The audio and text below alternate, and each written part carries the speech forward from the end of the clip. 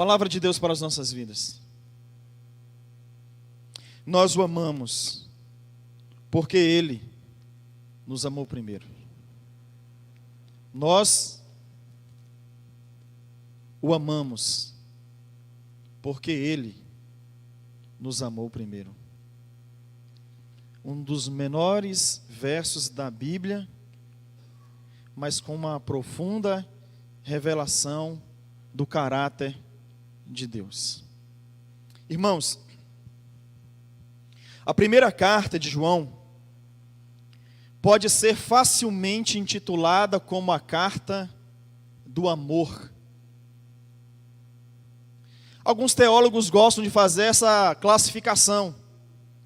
Por exemplo, alguns teólogos chamam a carta de Paulo aos Filipenses como a carta da alegria. Eu nunca vi nenhum teólogo classificar essa primeira epístola de João como a carta do amor, mas provavelmente alguém já fez isso. Isso porque é notório que o assunto central da carta é o amor. Por mais de 40 vezes, João usa o verbo amar na sua curta carta de apenas 5 capítulos. Meus irmãos, o que fica claro é que João, quando escreve esse texto, essa carta, aos seus ouvintes, aos seus leitores, aos seus destinatários, ele deseja, ele almeja que os seus leitores, que seus ouvintes se aprofundem naquilo que é o distintivo do povo de Deus, naquilo que deve ser a marca maior do povo de Deus, o amor.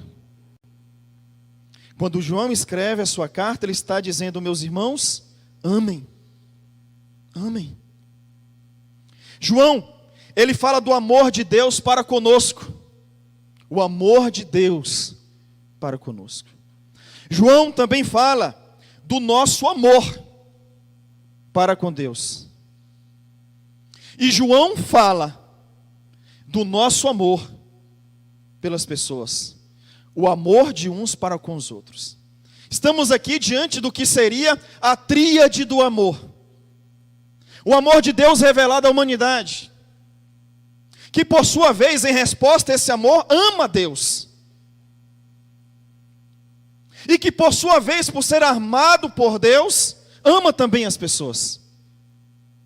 Parece que João nos cerca. Parece que João nos cerca de amor por todos os lados, dizendo: você é amado por Deus. Você deve amar a Deus. E você deve amar as pessoas. Meus irmãos, ao ler a primeira carta de João, ao ler toda a Bíblia, e ao ler principalmente as palavras do Cristo revelada ao Evangelho, eu cheguei à seguinte conclusão, Roberto. Eu cheguei à seguinte conclusão, Ricardo. Fala-se muito sobre o sentido da vida. Filósofos brasileiros falam muito sobre o sentido da vida. Pensadores no mundo inteiro falam muito sobre o sentido da vida. Estava inclusive essa semana assistindo um filme que os adolescentes gostam muito, e que me chamou a atenção, já havia assistido um outro momento, A Culpa é das Estrelas. Um filme que faz a gente pensar em algumas questões da vida, e que ali também é abordado o sentido da vida. E aí, quando a gente fica se questionando, a vida tem sentido? Qual é o propósito da existência? Qual é o propósito do existir? Por que estamos aqui? A vida é assim? É nascer? É crescer? Reproduzir? É morrer? Há algo maior do que isso? Porque se não há nenhum propósito, a vida aparentemente não apresenta sentido. Mas quando a gente lê a Bíblia, quando a gente lê João, quando a gente lê Jesus, a gente percebe que o sentido da vida está em amar. O sentido da vida está no amor. há cerca de 6 anos atrás, estava eu em Teixeira de Freitas com a minha motinha, andando para cima e para baixo. Tinha um jornal na cidade, era professor de história, trabalhava também na Pibatef, fazia um tanto de coisa. E em um momento, Romildo, eu fui tomado de uma crise existencial. Eu falei, meu Deus, esse corre-corre para cima e para baixo, esse vai e vem. Mas a vida, qual é o propósito maior? Qual é o sentido dela? É trabalhar, é comer, é comprar, é pagar? Isso cansa.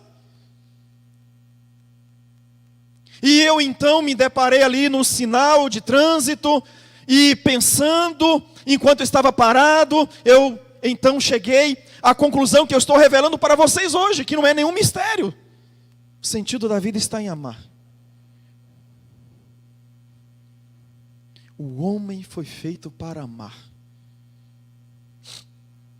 Já disse aqui outras vezes, meu Deus, como é difícil falar de amor. Porque a gente vive, graça, numa incredulidade passional.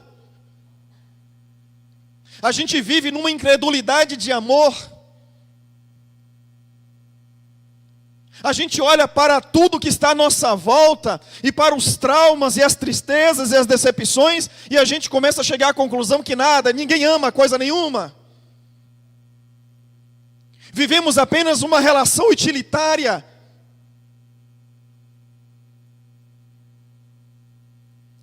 Eu continuo acreditando no amor. Eu não amo como deveria amar, mas acredito na força e no poder do amor.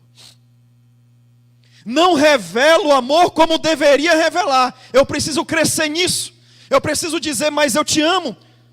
Eu preciso perdoar mais.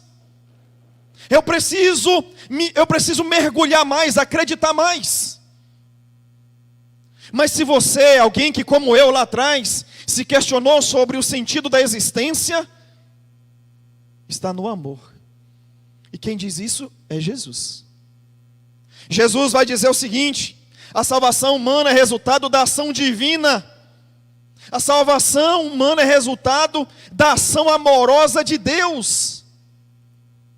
Porque Deus amou o mundo de tal maneira que deu seu Filho unigênito, para que todo aquele que nele crê não pereça, mas tenha vida eterna. Jesus afirma que a salvação humana é resultado de amor. Porque Deus amou, por isso Ele deu o seu Filho. Aí posteriormente Jesus vai dizer o seguinte: há centenas e centenas, precisamente os 613 mandamentos do Antigo Testamento se resumem em 2.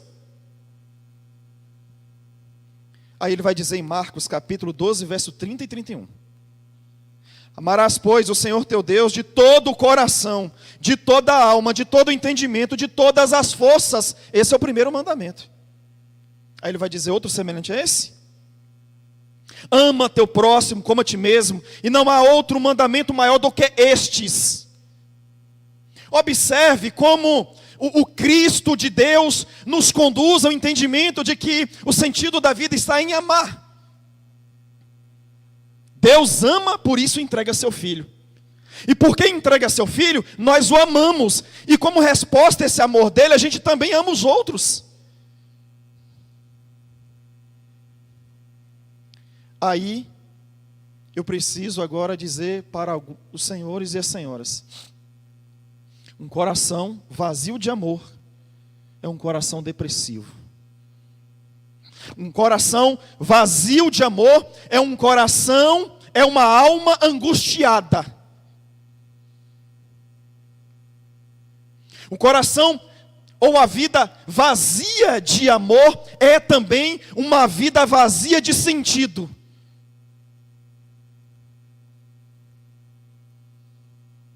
O sentido da vida é amar.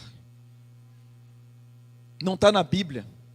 Mas se Deus falasse assim: Wesley, você tem a oportunidade de escrever um versículo na Bíblia, eu chegaria lá, Roberto, em Mateus capítulo 5 e colocaria ali no verso de número 3 talvez: bem-aventurados são os que amam. São os que amam.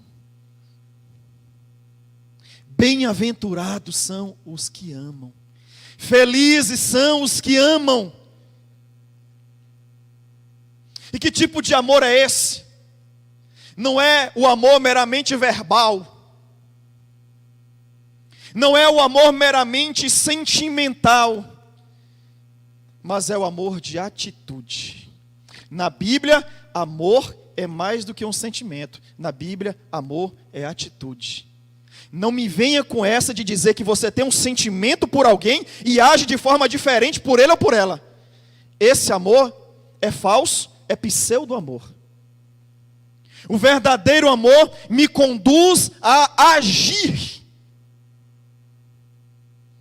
de forma coerente com o que é, de fato, amar. Felizes são os que amam, bem-aventurados os que se sentem amados por Deus.